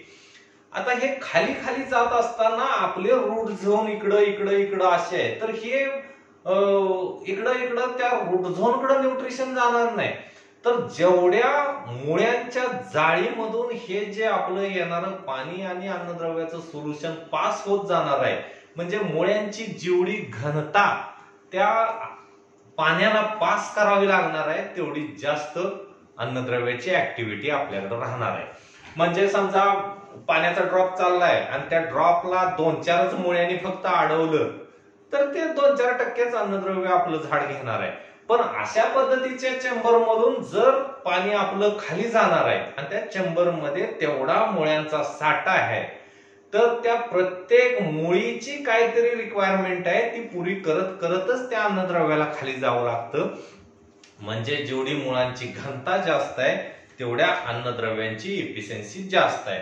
ह्याच्यामध्ये फक्त खूप मोठे प्रयोग न करता आता तरी 6 इंचाचं ड्रिल, 6 इंच रुंदीचं आणि 10 इंचापासून 15 इंच पर्यंत खोलीचं एक होल बेडला आपण मारून त्याच्यामध्ये चांगला ऑर्गॅनिक मॅटर, आता ह्या ऑर्गॅनिक मॅटर मध्ये पण मला सगळ्यात जास्त इफेक्टिव्ह वाटला तो एक भाग शेणखत, एक भाग मळी आणि एक भाग काळा पडलेला बगॅस, असे 3 मॅटर मी एकत्र केले आणि हे ह्याच्यामध्ये भरले. ज्या खड्ड्यामध्ये फक्त शेणखत भरलं होतं त्याच्यामध्ये एवढी वापसा कंडिशन आणि एवढं मोकळे पण जाणवलं नाही, तो शेणखताचा मातीत रूपांतर होऊन तो खड्डा 1 वर्षामध्ये थोडासा कॉम्पॅक्ट झाला. आणि ज्याच्यामध्ये कोकोपीट भरलं होतं त्याच्यामध्ये मुळ्या दिसल्या पण त्या झाडामध्ये तेवढी न्यूट्रिशन व्हॅल्यू किंवा तेवढा इफेक्ट जाणवला नाही. सगळ्यात जास्त इफेक्टिव्ह फायदा मिळालेले जे ऑर्गॅनिक मॅटर आहे ह्याच्यामध्ये एक भाग शेणखत, एक भाग मळी आणि एक भाग बागॅस. मग बागॅसच्या ठिकाणी तुम्ही भुस्सा वगैरे काही वापरू शकता. मळी म्हणजे जे कारखान्यातून मिळतं आपल्याला ते प्रेस मड, स्पेंट वॉश नाही, स्पेंट वॉश बिलकुल वापरू नका, किंवा जे कारखान्यानं दिलेलं सेंद्रिय खत असतं गटारीगत वास मारणार तेही बिलकुल वापरू नका. त्याच्यामध्ये ते स्पेंट वॉश मारून पुन्हा ती विल्हेवाट लावलेली असती. पूर्ण जी मळी किंवा प्रेसमड, शेणखत आणि बागॅस किंवा इतर मॅटर, फक्त हे सांगायचा उद्देश एकच आहे की मळी किंवा प्रेसमड मुळे बॅक्टेरियल ऍक्टिव्हिटी त्याच्यामध्ये बरेचसे डेक्स्ट्रोज आहेत, ग्लुकोज आहे, फ्रुक्टोज आहे आणि एनर्जी आणि त्या जीवाणूंना लागणारा मीडिया हे दोन्ही त्या मळीमध्ये उपलब्ध आहे. शेणखतामध्ये ऑलरेडी ऑर्गॅनिक ह्युमस आहे, ऑर्गॅनिक कार्बन आहे, बॅक्टेरिया आहेत आणि ह्या बगॅसमध्ये डीप कंपोजिंग साठी लॉंग टर्मला लागणारं इंधन आहे. म्हणजे ह्या सगळ्या गोष्टी एकत्र आल्यामुळं त्याची इकोसिस्टम स्टार्ट राहते आणि खूप चांगल्या पद्धतीचा फायदा आपल्याला या सिस्टम मध्ये दिसतो. दुसरी महत्वाची गोष्ट आहे की एकरी जे आपण ऑर्गॅनिक मॅटरवर खर्च करणार आहे तो निम्माच ह्याला लागतो. म्हणजे मी सर्वसाधारणपणे 1 ट्रक बगॅस, 1 ट्रक मळी आणि 1 ट्रक शेणखत हे सगळं मॅटर 3 एकरासाठी मला हे खड्डे भरून घेण्यासाठी पुरलेलं आहे. म्हणजे ह्याचा जर कॉस्ट सर्वसाधारणपणे 50,000 आली होती तर हे 50,000 3 एकरासाठी खर्च केले, म्हणजे एकरी 15,000 रुपये ऑर्गॅनिक मॅटर साठी खर्च केला की जो ऑर्गॅनिक मॅटर 100% आपल्या बागेला लागू होणार आहे. तर ही सगळ्यात चांगली एक पद्धत आम्ही ह्या वर्षी स्वतः आमच्या प्लॉटवर वापरून त्याचे फायदे तोटे सगळे जाणून घेऊन आपल्या सभासदांपर्यंत ते पोहोचवण्याचा प्रयत्न करत आहे. त्याच्यानंतर आता बोध व्यवस्थापन, जर आपला नवीन प्लॉट आहे किंवा पहिल्या वर्षीचा प्लॉट आहे, दुसऱ्या तिसऱ्या वर्षीचा प्लॉट आहे, अशा प्लॉटला आपण काय करायचं? तर अशा प्लॉटसाठी बोध व्यवस्थापनात ही पद्धत, ह्या दोन्हीही पद्धती वापरण्याची गरज नाही. ह्याच्यामध्ये नांगरीनं बोध फोडायचे नाही किंवा ड्रिलनं बोध होल मारायचं नाही. ह्या ड्रिलच्या होल मारण्यामध्ये आणखीन एक गोष्ट मला सांगायची राहून गेली की ह्या जे खड्डा आपण मारणार आहे ड्रिल, त्याची जी खोली आहे ही खोली आपली जमीन आहे, वाफ्यामधली जी जमीन आहे ह्या जमिनीच्या खूप खाली नको आहे. ह्या जमिनीच्या 3-4-5 इंच खालीपर्यंत ठीक आहे, अन्यथा काय काय भारी जमिनी आहेत 20-20 फूट खोलीच्या, अशा ठिकाणी 2-2 फुटाचे खड्डे मारून ठेवले तर काय होईल? अशा ठिकाणी बिलकुल जमिनीच्या लेवलच्या खूप खाली होल मारू नका. जमिनीच्या लेवलच्या एक 6 इंच खाली होल मारलं का बास झालं. त्याच्या खूप खाली होल मारलं तर फारसा फायदा होणार नाही, कारण मग पावसाळ्यामध्ये पुन्हा त्या जमिनीतलं पाणी त्या खालच्या होलामध्येच जमा होईल आणि त्याचा आपल्याला काय फारसा फायदा होणार नाही त्या तिथल्या ऑर्गॅनिक मॅटरचा. त्यामुळं आपल्या बेडची उंची आणि जमिनीच्या खाली 6 इंच एवढं, जर समजा आपले बेड 1 फुटाचे 1.5 फुटाचे, तर त्या हिशोबानं आपण त्या खड्ड्याची उंची ठेवायची, ड्रिलची उंची ठेवायची. जर 7 इंचाचे आपले बेड आहे तर जमिनीच्या खाली 6 इंच म्हणजे 12 इंचाचं ड्रिल आपल्याला भरपूर झालं. ह्या पद्धतीनं आपण ते ड्रिलचं काम करायचं आहे.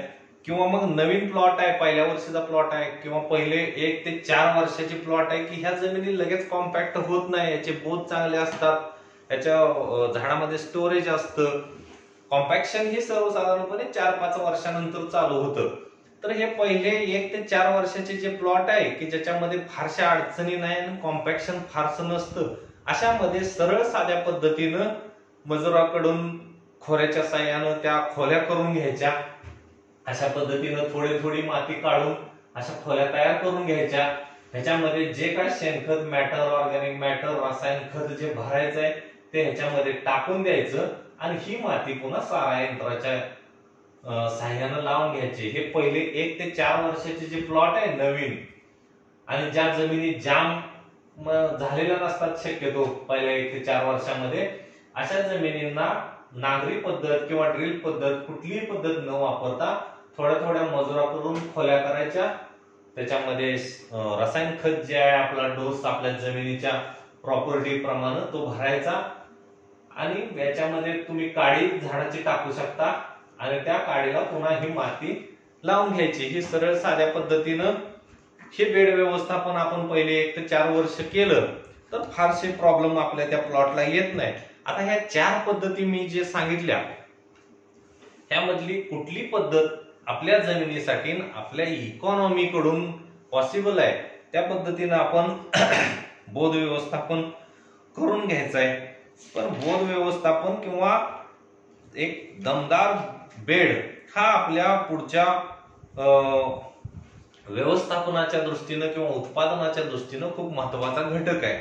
आता याच्यामध्ये काळजी काय घ्यायची आपण जर नांगरीच्या साह्यानं बोध फोडला किंवा ड्रिलच्या साह्यानं बोध फोडला तर तो बोध फोडल्यानंतर लगेच 1-2 दिवसामध्ये त्या प्लॉटला चांगलं पाणी द्यायचं आहे. म्हणजे बोध उघडून टाकला आणि त्याचं पाणी बंद केलं असं न करता ह्या प्रति झाड 60 ते 70 लिटर पाणी आपण एकदा त्या प्लॉटला द्यायचं आहे. हे बोध फोडले चांगलं गच्च एक पाणी त्या प्लॉटला आपण ड्रिपद्वारे द्यायचं 70 ते 80 लिटर पर्यंत. आणि मग आपलं जे काय कार्यक्रम आहे बोध भरायचा तो बोध भरून घ्यायचा. आणि फक्त एक काम करायचंय की बोध फोडल्यानंतर तो खूप दिवस असा उन्हात उघडा टाकू नका. शक्यतो जेवढं जास्तीत जास्त त्याला झाकता येईल तेवढ्या लवकर झाकून त्याला भरपूर पाणी त्या बोधाला आपल्या द्यायचंय. आता याच्यानंतर छाटणी. ही जी छाटणी आहे ही छाटणी सर्वसाधारणपणे आपल्याला कलर व्हरायटी ज्या आहेत आपल्या ह्या कलर व्हरायटी पुढे टेम्परेचर जसं जसं वाढत जातं ह्या टेम्परेचर वाढणाऱ्या टेम्परेचर मध्ये ह्याचं स्प्राउटिंग होणं आणि घड निर्मिती होणं ह्या दोन्ही गोष्टीसाठी प्रॉब्लेम आपल्याला याला चालू होतो. की जसं जम्बो पर्पल आहे किंवा क्रिम्सन आहे ह्यांना खूप टेम्परेचर मध्ये बाग चांगली फुटण्यासाठी अडचण निर्माण होते. तसंच पुढे जाऊन घड निर्मितीसाठी याला सुद्धा अडचण निर्माण होतात. तर ह्या कलर व्हरायटीचं कटिंग हे कोणत्याही परिस्थितीत आपल्याला 10 एप्रिलच्या पूर्वी संपवून टाकायचंय. त्याच्या पुढं आपल्याला कटिंग घेतलं तर अडचणींना तोंड द्यावं लागणार आहे वाढणाऱ्या टेम्परेचरचं. आता जर एक गोष्ट आपण बघितली की छाटणीसाठीची सगळ्यात चांगली योग्य वेळ कोणती, तर आपल्या जुने जी वडीलधारी मंडळी आहे ह्यांच्या म्हणण्यानुसार जो आता हा चैत्र महिना असतो, हा चैत्र पालवी फुटण्यासाठी कुठल्याही वनस्पतीला खूप चांगलं हवामान असतं. आणि आता जर गेल्या 2-3 दिवसाचं क्लायमेट जर आपण बघितलं तर रात्रीचं टेम्परेचर खूप ड्रॉप व्हायला लागलं, आपल्याला थोडी थंडी जाणवायला लागली.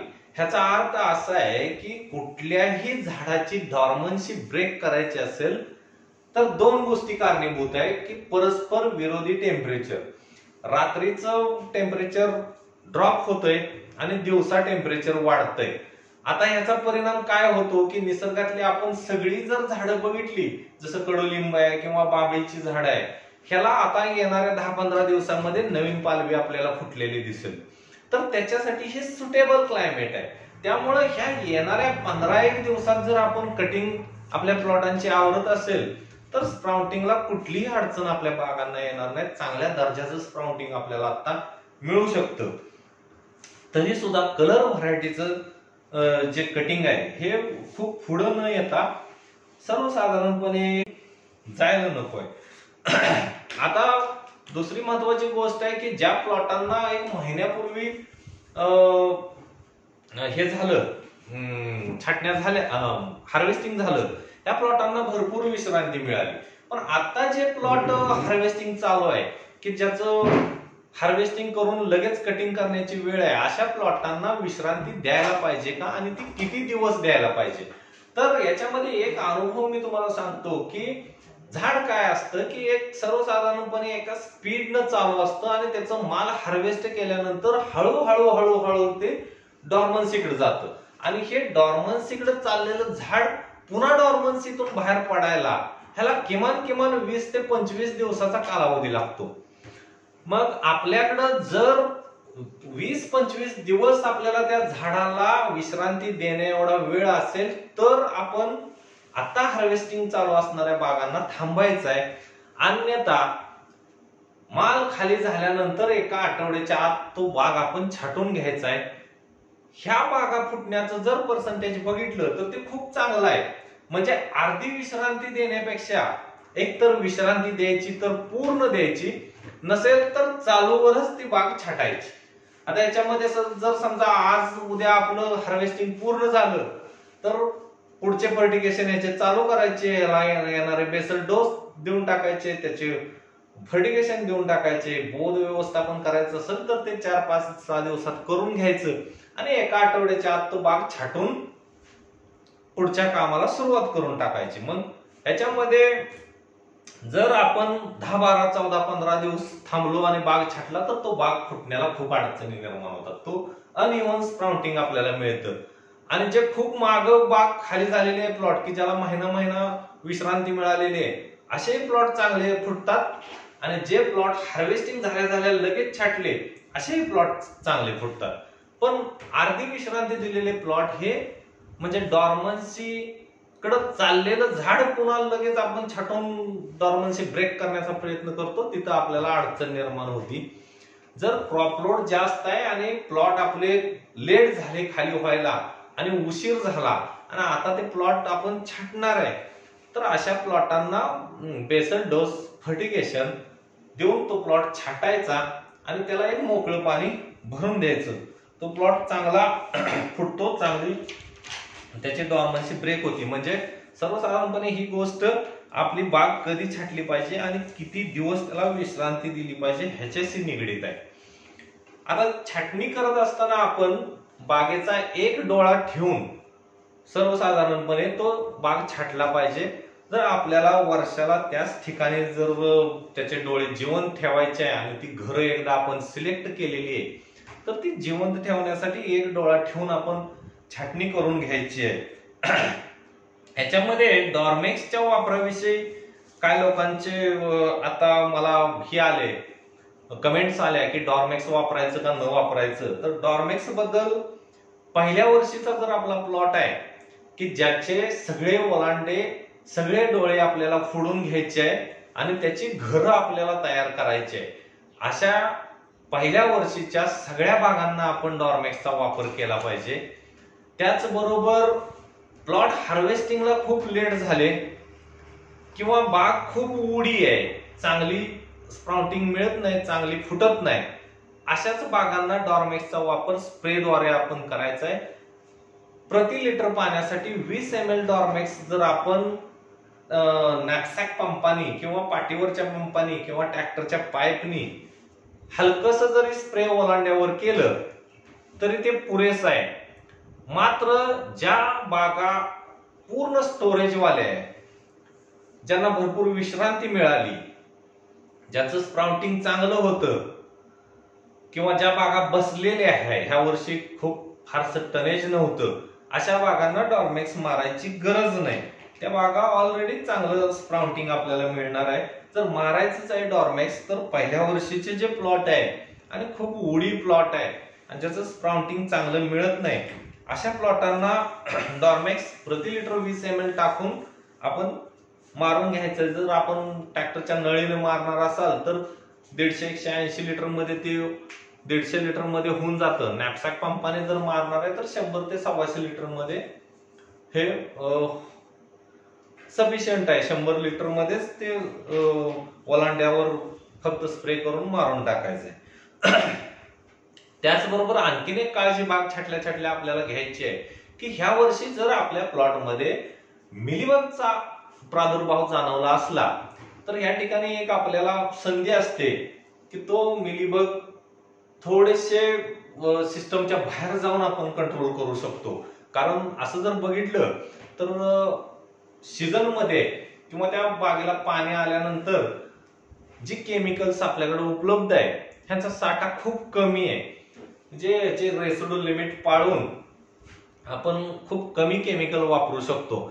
तर ज्या वेळेला आपण ती बाग पूर्ण छाटून टाकतो आणि छाटल्यानंतर त्या झाडावर त्या खोडावर असणारी पूर्ण हिरवी पानं काढून घ्यायची आणि त्या बागेला क्लोरो 20% सर्वसाधारणपणे 1 मिली आणि ॲप्लॉड 1 मिली हे असं दोन्हीचं कॉम्बिनेशन जर आपण गच्च खोड ओलांडे धुवून घेतले तर चांगल्या पद्धतीनं तिथं मिलीबग। आता हे मी जे आता सांगितलं क्लोरो आणि ॲप्लॉइड, ह्याच्यामध्ये ही माझी स्वतःची प्रॅक्टिस आहे गेल्या 8-10 वर्षापासून की बाग पूर्ण छाटून मोकळा झाला एप्रिल मध्ये की खोड ओलांडे ॲप्लॉइड क्लोरोनं धुवून घेतले। ह्याचं डिटेक्शन कुठेही मला आलेलं नाही किंवा जाणवलेलं नाही, डिटेक्शन येत नाही असं माझा अनुभव आहे। आता हा स्प्रे आपण वापरायचा की न वापरायचा हे पूर्णपणे आपल्यावर डिपेंड आहे। फक्त हे खोड धुत असताना खूप मोठं पाणी ओघळून त्याच्या मुळीवर जाऊन डिपॉझिट व्हायला नको एवढी काळजी घेतली की बस होतं। सर्वसाधारणपणे प्रतिवेल 1 लिटर पाणी जरी आपण हे धुण्यासाठी घालवलं खोड ओलांडे तरी याचं डिटेक्शन जाणवलेलं नाही। जर या डिटेक्शनची भीती आपल्याला असेल तर आपण ॲप्लॉइड आणि नोआन 1.5 ml नी घेऊन हे खोड धुवू शकतो, पण नोआन आता मार्केटमध्ये अवेलेबल नाही। त्यामुळं या दोन्हीपैकी एका पद्धतीचा जर वापर आत्ताच आपण केला तर पुढे जाऊन मिलीबगचा बराचसा इफेक्ट सुद्धा आपल्याला कमी जाणवतो। त्याच बरोबर मिलीबग साठी पुन्हा पावसाळ्यामध्ये करण्याचे उपाय वेगळे आहे, आपण त्यावेळी त्याच्यावर अजून सविस्तरपणे बोलू।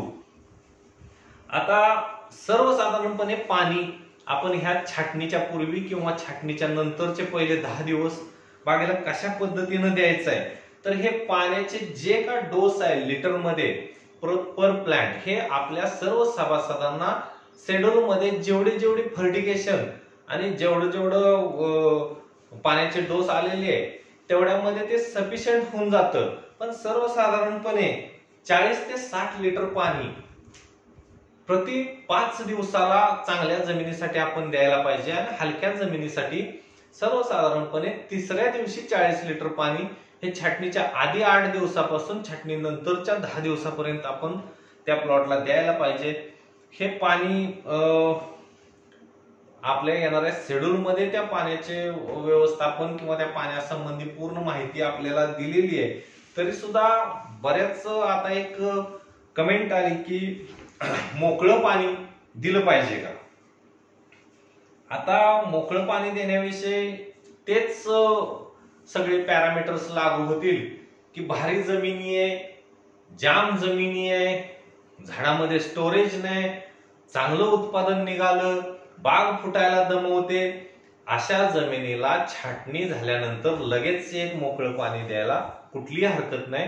पाणी उपलब्ध असेल, पाण्याची क्वालिटी चांगली असेल, पाण्यामध्ये जास्त सोडियम क्लोराईड, बायकार्बोनेट, कॅल्शियम येत नसेल आणि त्या एवढ्या मोठ्या दिलेल्या पाण्यामुळं आणखी नवीन कॉम्प्लिकेशन निर्माण होणार नसतील तर अशा प्लॉटांना एक पाणी मोकळं द्यायला हरकत नाही. पण जे प्लॉट बसलेले आहे, ज्यांना क्रॉपलोड कमी होता, पूर्ण स्टोरेज वाले प्लॉट आहे, भरपूर कॅनॉपी वाढती किंवा ज्यांच्या पाण्यातून 40 पर्यंत नायट्रेट येतं, अशा लोकांनी आपल्या बागेला पाणी द्यायची गरज नाही. म्हणजे पाणी द्यायचं का न द्यायचं याच्यामध्ये ह्या एवढ्याच गोष्टी आहे. जमिनी जाम आहे, खोडमुडी आहे, बाग चांगली फुटत नाही, खूप कॉम्पॅक्ट जमीन आहे, अशा जमिनीला पाणी एक देऊन टाकायचं चांगल्या दर्जाचं पाणी असेल तर.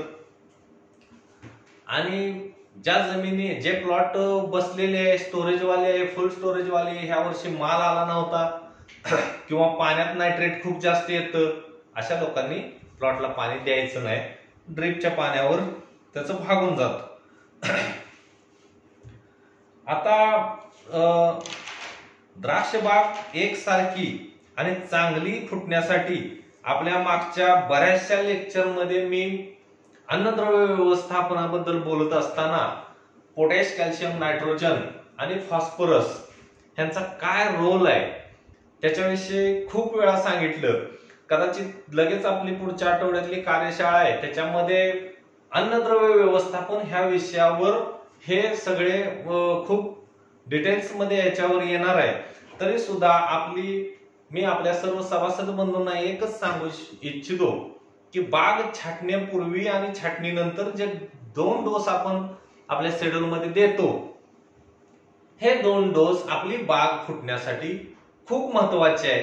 आता त्याची कशी सायकल आहे आणि त्याच्या मागचं लॉजिक काय आहे, त्याच्या मागचं सायन्स काय आहे, हे आपण पुढच्या कार्यशाळेत समजून घेऊच. तरी आता ज्या सभासद बंधूंची ही वेळ येणार आहे हे फर्टिगेशन द्यायची, त्यांनी हे फर्टिगेशन डिले न करता हे 2 डोस आपलं स्प्राउटिंग ठरवण्यासाठी खूप महत्वाचे आहे. एवढंच मी आता त्यांना सांगू शकतो. आणि ते 2 डोस तुम्ही डिले न करता वेळेवर दिले पाहिजे. आता ह्याच्यामध्ये आपण एक बॅलन्सर म्हणून एका फॉर्म्युलेशनची शिफारस केलेली आहे. तर हे बॅलन्सर जे आहे ते जमिनीतले जे सॉल्ट आहे, ज्याचा पॉझिटिव्ह कॅटायन आहे, मुख्यत्वे सोडियम, ह्यांना चिलेशन करून ठेवण्याची कॅपॅसिटी ह्या बॅलन्सर मध्ये खूप मोठी आहे. आणि हे सर्व हानिकारक सॉल्ट जवळजवळ 45 दिवसापर्यंत हे फॉर्म्युलेशन चिलेट करून ठेवतं. म्हणजे ते दुसऱ्या अन्नद्रव्यांच्या सानिध्यात न येता आणि दुसऱ्या अन्नद्रव्यांना डिस्टर्ब न करता ते बांधून ठेवण्याचं काम हे बॅलन्सर करतं. त्याचा 1 डोस आहे ह्या सीझन मधला, तो 1 डोस 100% द्यायला पाहिजे. त्यानंतर गॅसल नावाचं एक फॉर्म्युलेशनचा 1 डोस आपण दिलेला आहे, तोही एक सिंगल डोस ह्या सीझन मध्ये आपल्या बागेला दिला जातो. हा गॅसल आपल्या झाडामध्ये प्रोटीनचे ब्लॉक तयार होण्यासाठी जे हार्मोन्स नॅचरली लागतात ते हार्मोन्स रूटद्वारे पुरवण्याचं काम हे गॅसल करतं. ह्याचाही सिंगल डोस आहे. ह्या सीझन मध्ये हे बॅलन्सर आणि गॅसल हे सिंगल डोस मध्ये हे एकदाच वापरायचंय. ह्याची रिकमेंड पुन्हा होत नाही किंवा ते पुन्हा फारसं वापरता येत नाही. त्यामुळे ह्या 2 डोसचे पण आपण पूर्तता करून घ्यायची आहे. त्याच्यानंतर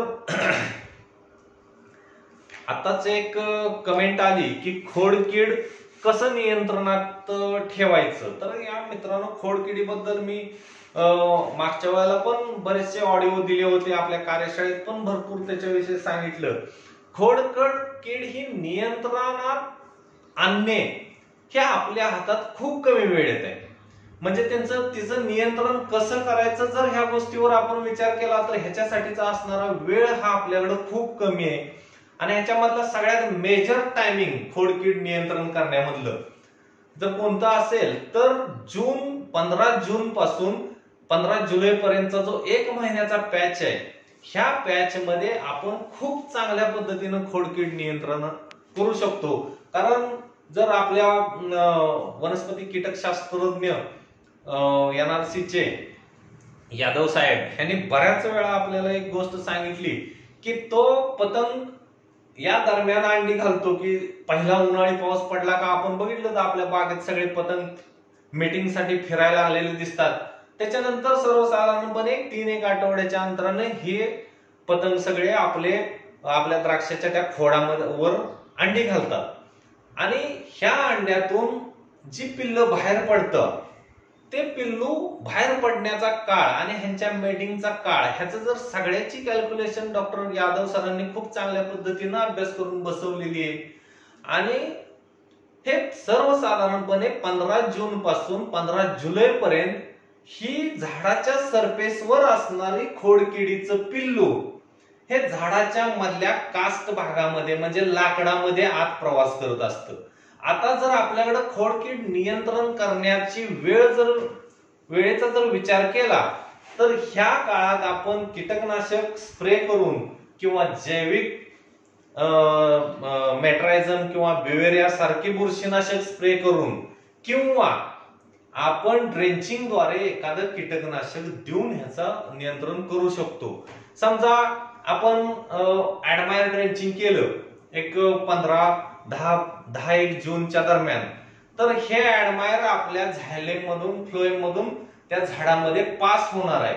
हे ट्रान्सपोर्ट होत असतं आणि हे ट्रान्सपोर्ट होण्याच्या 15-20 दिवसाच्या काळामध्ये जर तो छोटीशी आळी ते खोड पोखरत आत चालली तर तिच्या अन्नामध्ये ते ऍडमायर येतं आणि ती त्या क्षणी मरती. त्या क्षणी मरण्याची 2 कारण आहे की त्याची ही खूप छोटी असते, म्हणजे साईज खूप छोटी असते, त्यामुळे हलक्याशा कीटकनाशकच्या डोसनं सुद्धा ती मरणार आहे. एकदा का ही खोडकीड झाडाच्या आत शिरली की आपण कितीही ऍडमायर ड्रेंचिंग केलं तरी ह्या खोडकिडीला काही फरक पडणार नाही, कारण ती आतला कास्टिंग फक्त खाणार आहे, झाडाचा लाकूड खाणार आहे आणि ह्या लाकडामध्ये ऍडमायर जाऊ शकत नाही. ऍडमायर हे फक्त झायलेम फ्लोएम मध्येच उपलब्ध राहतं, लाकडामध्ये आत जाऊ शकत नाही.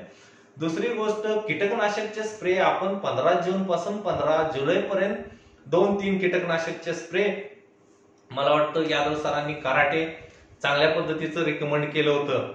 त्या कराटेचे स्प्रे कॉम्बिनेट करून जर मेट्रायझम बिवेरिया बरोबर आपण दिले तर खूप चांगला आपल्याला कंट्रोल मिळतं. आत्ताच्या कंडिशनला जर आपल्या प्लॉटमध्ये खोडकीड आहे तर ती तारेच्या साह्याने जी काढायची पद्धत आहे, किंवा तो मध्ये एक व्हिडिओ आला होता ट्रॅक्टरच्या गन पाईप त्या होलात घालून त्याच्यामधून आळी, हे फील्ड प्रॅक्टिसेस मधले जे काय प्रयोग आहे त्या प्रयोगाच्या आधारे करू शकतो.